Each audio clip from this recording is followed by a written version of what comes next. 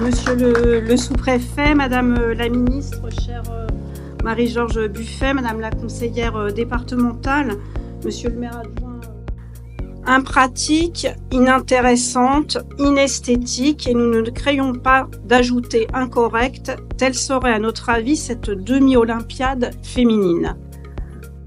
Le véritable héros olympique est l'adulte mâle individuel. Au JO, le rôle des femmes devrait surtout être, comme aux anciens tournois, de couronner les vainqueurs. Plus de 100 ans avant les Jeux de Paris 2024, première olympiade paritaire de l'histoire, nous voici avec ces citations de Pierre de Coubertin, replongées donc dans l'ambiance de l'époque. Face à ce sexisme décomplexé, une Française fait de la participation des femmes aux Jeux Olympiques et plus généralement de la reconnaissance du sport féminin son cheval de bataille. L'égalité chevillée au corps, elle ne se résigne pas et mobilise le monde du sport féminin. Grâce à elle, en 1922, malgré les pressions qu'elle subit, se déroulent les premiers Jeux Olympiques féminins de l'histoire. Son nom, Alice Millat. C'est une fierté et un honneur pour notre ville de pouvoir lui rendre hommage aujourd'hui et de mettre en avant le combat qu'elle a porté. Aussi, je me tourne vers toi, Josiane, et aussi vers tous les membres de l'Office balnéolais du sport pour, au nom de la municipalité, vous remercier de nous avoir proposé de nommer notre maison du sport du nom d'Alice Millat. Convaincue, bravo à vous et merci de cette belle proposition citoyenne et engagée. Convaincue de la nécessité de développer le sport féminin et aussi d'œuvrer à la reconnaissance des femmes d'hier et d'aujourd'hui dans le sport, l'Office balnéolais du sport a organisé de nombreux événements pour sensibiliser petits et grands. Ateliers avec plusieurs équipements scolaires de la ville, remise de nombreux exemplaires de la bande dessinée Alice Millat, pionnière olympique, aux écoles et aux sections sportives du COMB, mise en place d'une exposition itinérante, projection débat du documentaire Les Incorrects, Alice Millat et les débuts du sport au féminin organisé au Centre social et culturel Jacques Prévert dans le cadre de la Journée internationale des droits des femmes, en présence de la Fondation, dont je salue et je remercie encore de sa présence ce soir. Je ne vais pas développer toutes les actions menées par l'OBS. Vous l'aurez compris, cette association et sa présidente ont été très actives et le reste, et c'est tant mieux. Aussi, lorsqu'elle nous a proposé d'attribuer le nom de cet équipement à la pionnière du combat pour la reconnaissance de la pratique sportive féminine, l'équipe municipale et moi-même avons répondu « Partez ». Ce soir, c'est donc la concrétisation de votre idée, de votre projet, et nous en sommes très très heureux. L'inclusion des femmes dans le domaine sportif est l'un des enjeux identifiés lors des dernières rencontres du sport menées à Bagneux. Mettre en lumière le parcours d'Alice Millat revêt donc un caractère symbolique indéniable. Il résonne avec les nombreuses actions menées par nos associations, nos éducatrices et nos éducateurs sportifs, ainsi que par le service municipal des sports. Elle fait écho aux actions conduites dans nos écoles et dans nos clubs sportifs, en amont et pendant les Jeux Olympiques, où les jeunes filles ont pris toute leur place. Cette proposition s'inscrit aussi dans la volonté municipale de construire et mettre en valeur un patrimoine que les balnéolaises et les balnéolais peuvent s'approprier avec fierté. Rendre visible ce qui a été injustement invisibilisé pendant de trop nombreuses années. C'est dans ce sens que nous travaillons à contribuer aussi à rééquilibrer les compteurs en nommant des équipements et des rues du nom de femmes de combat, que ce soit au Mathurin avec les rues Gisèle Halimi et Simone Veil, ou encore récemment dans le nord de la ville avec l'inauguration récente des rues Jeanne Moreau, Toni Morrison ou Paul Minck. Et comment aussi ne pas penser à la halle des sports Janine Jambu, du nom de ma prédécesseure. C'est donc avec émotion que nous avons vu émerger pendant la cérémonie d'ouverture des Jeux Olympiques le buste d'Alice Millat avec ceux d'autres femmes engagées pour leurs droits. Le combat pour l'égalité est plus que jamais le combat de notre temps, en France ou dans le monde. L'actualité nous le rappelle, hélas, bien trop souvent. À ce titre, je tiens à remercier et à saluer Marie-Georges Buffet son engagement. Je ne pourrais citer évidemment nombre de tous les combats que tu mènes pour défendre les droits des femmes, mais comment ne pas penser ce soir à ta mobilisation exceptionnelle et au réseau que tu as créé en solidarité avec les femmes afghanes pour mettre à l'abri plusieurs sportives victimes du régime des talibans.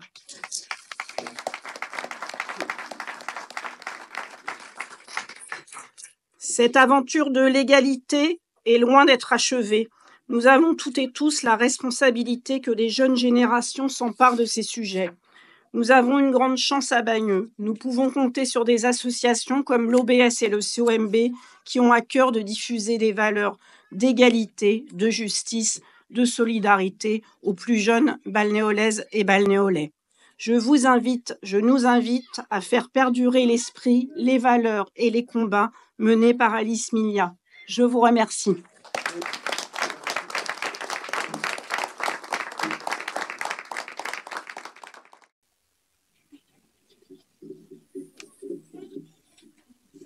Madame la maire, Madame la conseillère départementale, Monsieur le sous-préfet, Marie-Georges Buffet, ancienne ministre, mais qui est toujours à nos côtés pour les grands combats pour les femmes. Merci à Mouloud Adal aussi, qui est quand même toujours présent dans nos actions. À Greg Guélin, qui est de l'association Milia, avec lequel vraiment je remercie parce qu'on a un partenariat qui s'est renforcé depuis 1 an et on va continuer en 2025 et au-delà. Monsieur le commissaire, qui est peut-être arrivé. Mesdames, messieurs les élus, alors, au nom de l'OBS et du COMB, je vous remercie, Madame le maire, ainsi que la municipalité, d'avoir accepté la proposition de dénommer la Maison du Sport Alice Milia. Alice Milia, sportive des années 1918, période de l'après-Première Guerre mondiale. Alice Milia est une militante émérite pour son combat émancipateur, fédérateur du sport au féminin, défiant tous les préjugés de l'époque et s'opposant à Pierre de Coubertin. Avec Alice Milia, c'est l'organisation des premiers matchs de foot féminin, la création de la Fédération sportive féminine internationale et les premiers Jeux olympiques féminins en 1921. En 2024, excusez-moi, je suis un peu troublée parce qu'il y a beaucoup de monde là. En 2024, la séance des Jeux olympiques para-olympiques nous a montré la présence d'athlètes, de femmes en nombre important et de disciplines sportives mixtes. Donc, merci Alice Milia pour ton engagement qui est toujours vivant dans nos années de maintenant. Alors, cette initiative qui nous réunit ce soir est le fruit du travail de réflexion et d'action engagée, comme le disait Madame le maire, action engagée par l'OBS depuis 2021 auprès des jeunes publics des écoles de Bagneux et notamment l'école Paul-Éluard, l'école Joliot-Curie, l'école Marcel Cachin, où le projet autour des valeurs de l'olympisme était sur toute une année scolaire, ainsi que le collège Henri Barbus, avec lequel, effectivement, nous allons continuer à travailler sur les valeurs de l'olympisme et la place des jeunes filles dans le sport, en partenariat avec 2 associations sur lesquelles on est très attachés. C'est bien évidemment le COMB et c'est aussi l'association Tous au Web. C'est donc tout simplement que la Maison du Sport, un lieu de vie du COMB, de l'OBS et du mouvement sportif, accueillant de nombreux balnéolaises et balnéolais, est fier d'honorer l'engagement d'Alice Milia avec cette inauguration. Maison du Sport qui en 2025 sera aussi embellie par la réalisation d'une fresque, le portrait d'Alice Milia. Voilà, je vous remercie et je peux vous inviter pour l'année 2025 à continuer effectivement à s'engager pour le sport des femmes au féminin.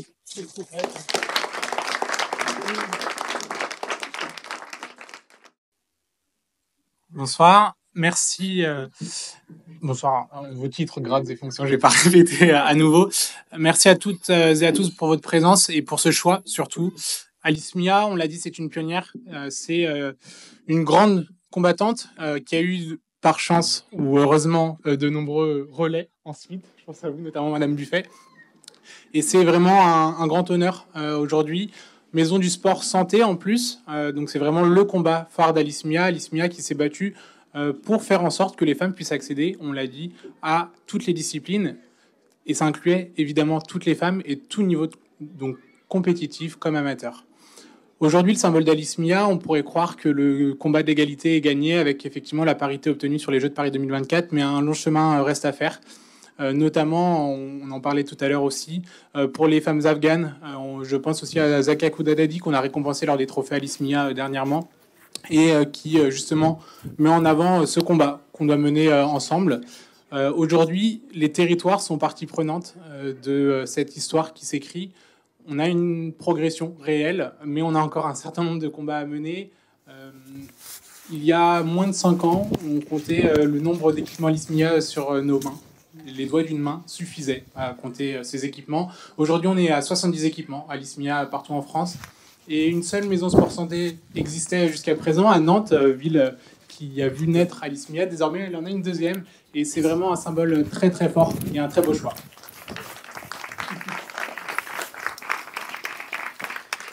Je le disais, la santé et l'éducation, c'était vraiment le combat phare d'Alice Mia.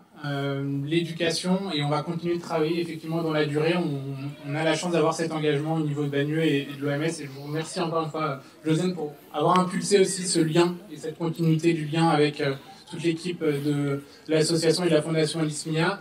Et je ne serai pas beaucoup plus long, mais c'est aussi un beau symbole de voir qu'il y avait une halle des sports, Janine Jambu, et que maintenant on a un parallèle, on a une deuxième femme qui la rejoint sur ce nom et cette nomenclature des équipements sportifs. Ça montre aussi le lien entre le combat politique et le combat pour le mouvement sportif, puisque effectivement la question des femmes dirigeantes, la question de la représentation des femmes peut trouver un parallèle. Aujourd'hui, on a un temps de renouvellement des élections fédérales, avec un enjeu fort qui est que cette augmentation de la présence des femmes dans les bureaux exécutifs, dans les postes de dirigeantes, soit enfin renforcée, parce qu'on est encore très loin de la parité. On avait seulement 3 présidentes sur les fédérations olympiques et paralympiques sur 38 fédérations jusqu'à l'été, et les élections en cours ne sont guère plus favorables. Donc voilà, ça montre que le combat est encore à mener, localement, partout.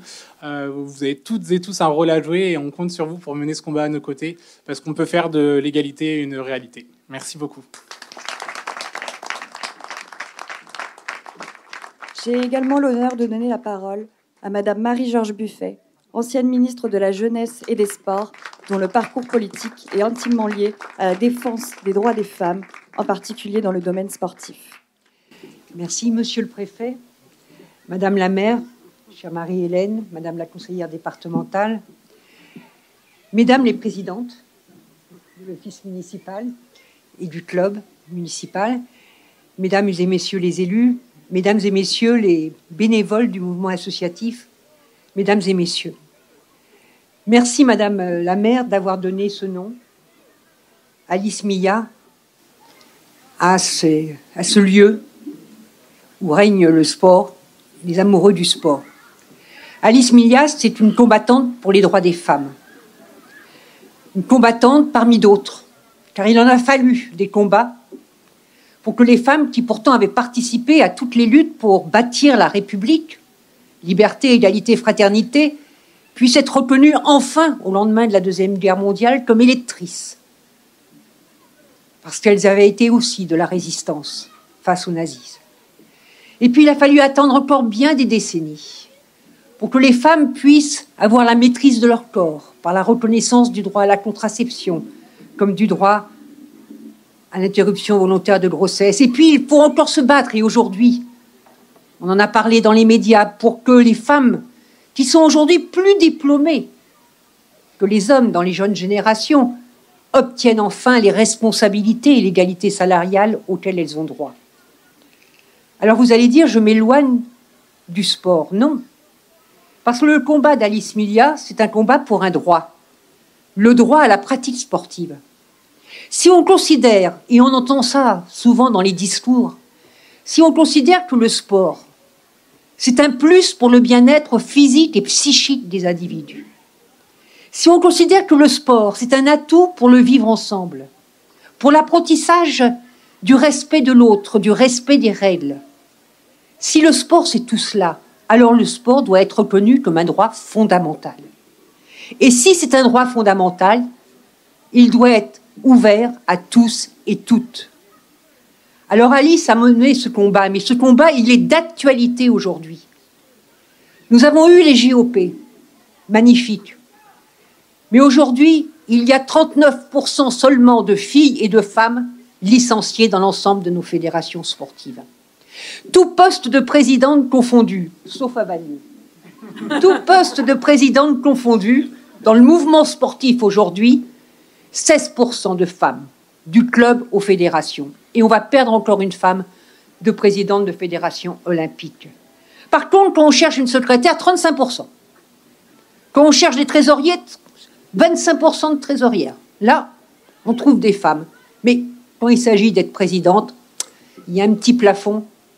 Voilà. Et puis, il y a la question des mentalités. Encore aujourd'hui, parfois, chez des parents, oh ben, mon garçon, il faut qu'il fasse du sport. Bon, la fille, si elle fait autre chose, bon, c'est pas si grave. Et puis, on se pose pas toujours la question pourquoi les filles elles quittent les clubs au moment de la puberté.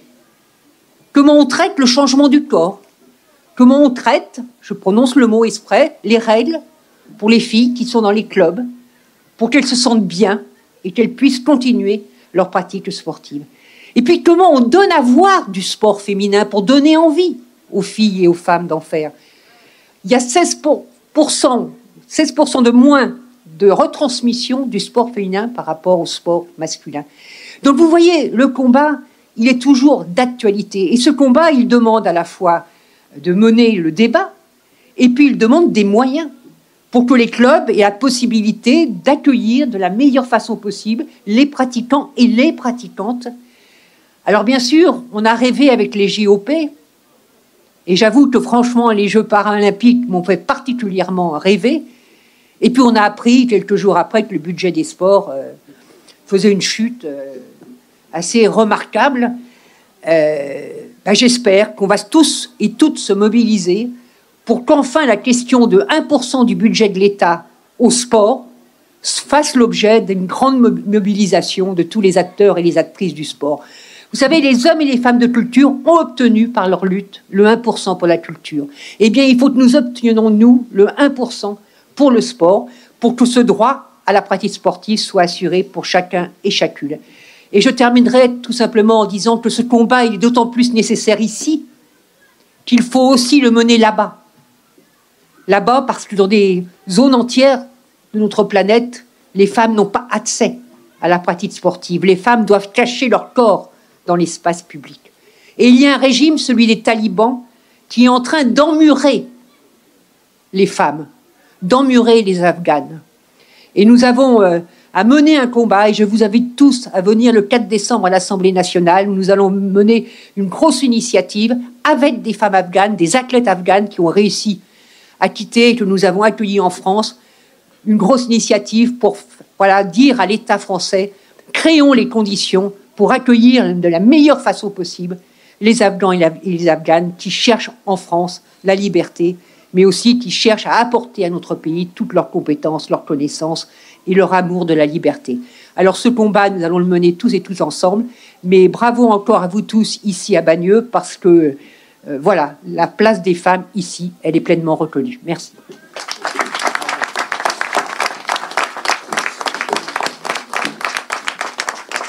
Pour clôturer cette série de discours, nous avons le plaisir d'accueillir Monsieur Trevisani, sous-préfet.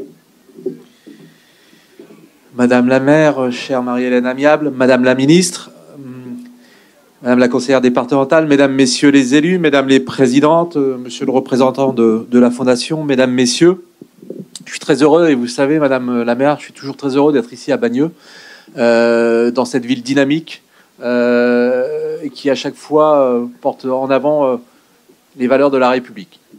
Alors, moi, je vais être assez bref parce que je close les interventions, puis après, on va passer au geste inaugural. Mais d'abord, je suis très content parce qu'on est un peu ici dans l'héritage des Jeux Olympiques. On a connu entre le 26 juillet et le 8 septembre dernier un moment formidable, et notamment le département des Hauts-de-Seine. On a été pleinement impliqués. La ville de Bagneux également. Moi, j'étais avec vous, Madame la maire, en amont lorsqu'on a fait le tour olympique et paralympique, qui a fait le tour des villes du 92, organisé par la préfecture en lien avec l'ensemble des communes. Et c'est là où j'ai pu constater la grande mobilisation de Bagneux. Vous avez accueilli aussi un centre de préparation aux Jeux avec l'équipe vietnamienne de taekwondo. On était ensemble pour les accueillir officiellement fin juin, début juillet. Et donc, même s'ils ne sont pas qualifiés, hélas, pour le tournoi olympique. Et puis aussi, fin juin, pour marquer aussi cette préparation et ce grand événement que sont les Jeux olympiques, vous avez accueilli le musée mobile du centre Georges Pompidou, qui a permis à l'ensemble de vos citoyens et citoyennes de découvrir une exposition d'art contemporain autour de la thématique du sport. Donc ça, c'était avant. Après, il y a eu les Jeux olympiques. Et puis, même s'il n'y a pas d'épreuves ne se sont déroulées sur votre territoire, mais ce qui est important de retenir aussi, c'est qu'Alice Milla, elle a été mise à l'honneur lors de la cérémonie d'ouverture des Jeux olympiques.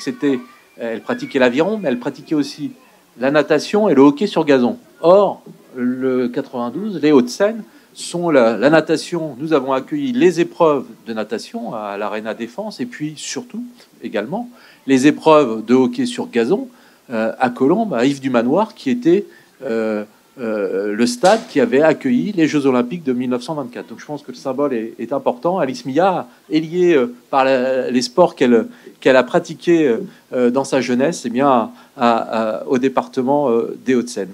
Donc bravo pour cette belle initiative. D'autres ont été soulignés dans les différentes interventions.